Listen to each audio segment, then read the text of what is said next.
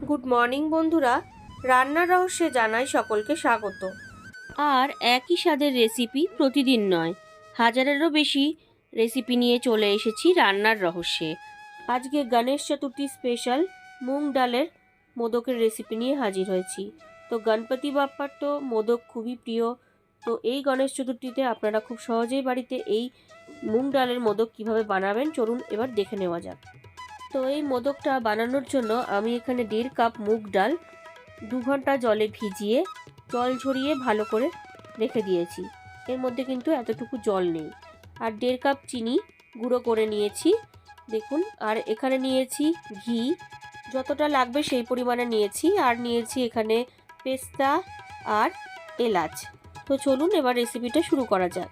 তো সবার প্রথমে একটা ফ্রাই প্যানে আমি ঘি দিয়ে দিচ্ছি। এখানে 1/4 কাপ মতন ঘি আমি নিয়েছি।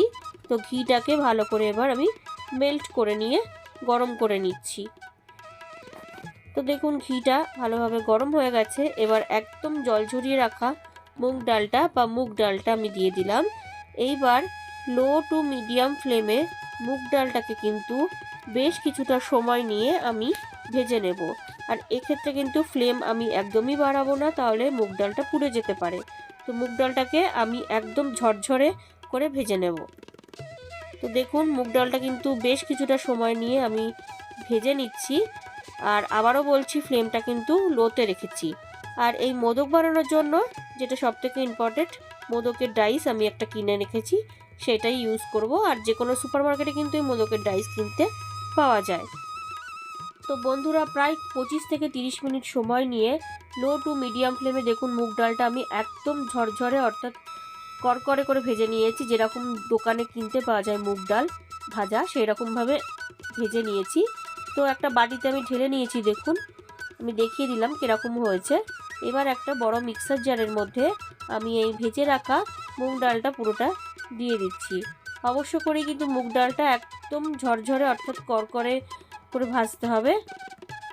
তো এবার আমি এটা পাউডার বানিয়ে নেব। বন্ধুরা, আমি একদম পাউডার বানিয়ে নিয়েছি। এবার যেটাতে আমি মুগ ডাল ভেজেছিলাম সেই ফ্রাই প্যানেই আমি এই মুগ ডালের পাউডারটা ঢেলে নিলাম। পুরোটা খুব ভালো করে আমি ঢেলে নিলাম। আবারও বলছি, এখানে 1.5 কাপ মুগ ডাল নিয়েছি। তো মুগ ডালটা আমি ঢেলে নিয়েছি। এইবার এর মধ্যে বাকি ইনগ্রিডিয়েন্টসগুলোও আমি অ্যাড করে দেবো। তো আরেকবার দেখিয়ে দিচ্ছি দেখুন মুগ ডালটা কতটা ঝরঝরে হয়েছে অর্থাৎ পাউডার করার পরে। এইবার 1.5 কাপ পরিমাণে চিনি আমি দিয়ে দিচ্ছি, অর্থাৎ সম পরিমাণে আমি সব কিছু নিয়েছি। তো চিনিটা দিয়ে দিলাম। চিনিটা দিয়ে একটুখানি জাস্ট আমি হালকা করে মিশিয়ে নিচ্ছি। এইবার এর মধ্যে আমি দিয়ে দেব এখানে ঘি, ওই 2 টিস্পুন মতন ঘি দিয়ে দিচ্ছি। আর দিয়ে দেবো এলাচ। এলাচটাকে আমি একটুখানি গুঁড়ো করে রেখেছিলাম, ওই এলাচটা খোসা সমেত আমি দিয়ে দিচ্ছি। দিয়ে ভালো করে এবার মিশিয়ে নিচ্ছি। মিশিয়ে নিয়ে আমি লো ফ্লেমে আবারও গ্যাসে বসিয়ে দেবো। তো লো ফ্লেমে কিন্তু আমি নেড়ে নিচ্ছি। আপনারা দেখুন নাড়ার সাথে সাথে যে চিনি গুঁড়োটা দিয়েছিলাম সেই চিনির গুঁড়োটা কিন্তু মেল্ট হতে শুরু করেছে।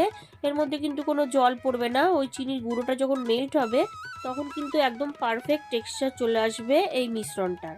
তো বন্ধুরা দেখুন একদম পারফেক্ট টেক্সচার চলে এসছে মিক্সচারটার। এইবার আমি আরও একটু ওপর থেকে ঘি দিয়ে দিলাম।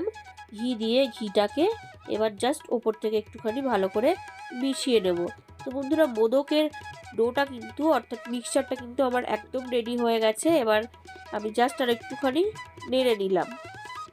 তো বন্ধুরা, মোদকের মিশ্রণটা কিন্তু আমার একদম রেডি হয়ে গেছে। তো দেখুন আমি কিন্তু বেশ কয়েকটা বানিয়ে নিয়েছি। এবার কিভাবে বানালাম সেটাই আপনাদের সাথে শেয়ার করে নিচ্ছি। তো মোদকের ডাইসে এইভাবে একটুখানি ঘি মাখিয়ে নিলাম।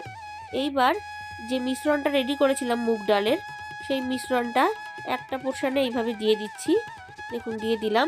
দিয়ে এবার মুখটাকে আমি আটকে দিচ্ছি পিন দিয়ে, এইভাবে দিয়ে চেপে চেপে একটু শেপ দিয়ে নিচ্ছি। এবার একটা স্পুনের পেছন দিক দিয়ে আমি একটা হোল মতন করে নিচ্ছি। দেখুন এইভাবে একটা ছিদ্র করে নিলাম।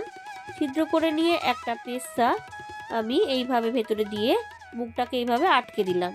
যখন প্রসাদ হিসাবে আপনারা এটা খাবেন, মুখে খাওয়ার সময় কিন্তু এই পেস্তাটা পড়বে।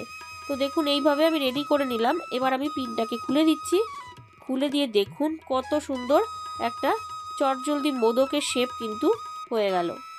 আর মোদকটাও কিন্তু রেডি হয়ে গেল। এইভাবে আমি আরও কয়েকটা বেশ বানিয়ে নিচ্ছি। আর বন্ধুরা, এর আগেও কিন্তু আমার চ্যানেলে বিভিন্ন রকমের মোদকের রেসিপি দেওয়া রয়েছে, আপনারা আমার চ্যানেল পেজে গেলেই কিন্তু সেখান থেকে রেসিপিগুলো দেখে নিতে পারবেন। আশা করি আপনাদের ভালো লাগবে, আর ভালো লাগলে অবশ্যই একটা লাইক কমেন্ট করতে ভুলবেন না। তো দেখুন, সেম প্রসেসে আমি আবারও একটা রেডি করে নিলাম। রেডি করে নিয়ে এইভাবে একটা হোল বানিয়ে একটা পেস্তা এইভাবে দিয়ে দিচ্ছি, দিয়ে মুখটাকে এইভাবে এবার আটকে দিচ্ছি। আটকে দিলেই কিন্তু একদম মুগ ডালের এই মোদক কিন্তু রেডি হয়ে গেছে। তো এই গণেশ চতুর্থীতে বাজার থেকে কিনে না এনে এইভাবে বাড়িতে আপনারা কিন্তু মুগ ডালের এই গণেশ ঠাকুরের প্রিয় মোদক বানিয়ে ফেলতেই পারেন।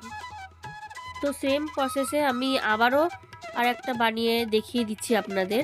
আর এখন তো মোদক বানানো এই রকম ডাইস ছাড়াও আরও অন্য ধরনের ডাইস পাওয়া যায়, বা বানানোর যে মোল্ডগুলো সেগুলো পাওয়া যায়।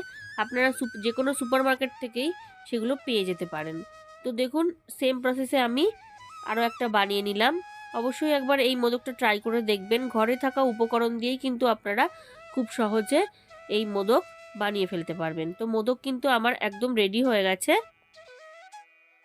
তো বন্ধুরা, গণেশ চতুর্থী স্পেশাল মুগ ডালের মোদক কিন্তু আমার একদম রেডি। ভালো লাগলে বাড়িতে অবশ্যই ট্রাই করবেন ও টেস্টের আনন্দ নেবেন। তার পাশাপাশি লাইক, শেয়ার, কমেন্ট করতে ভুলবেন না। আর নতুন বন্ধুরা যারা এখনও পর্যন্ত আমার চ্যানেলটিকে সাবস্ক্রাইব করেননি, তারা আরও ভালো ও নতুনত্ব রেসিপির জন্য রান্নার রহস্যকে অবশ্যই সাবস্ক্রাইব করবেন। আর সকলকে আগাম গণেশ চতুর্থীর অনেক অনেক শুভেচ্ছা। সবাই ভালো থাকবেন, সুস্থ থাকবেন। ধন্যবাদ।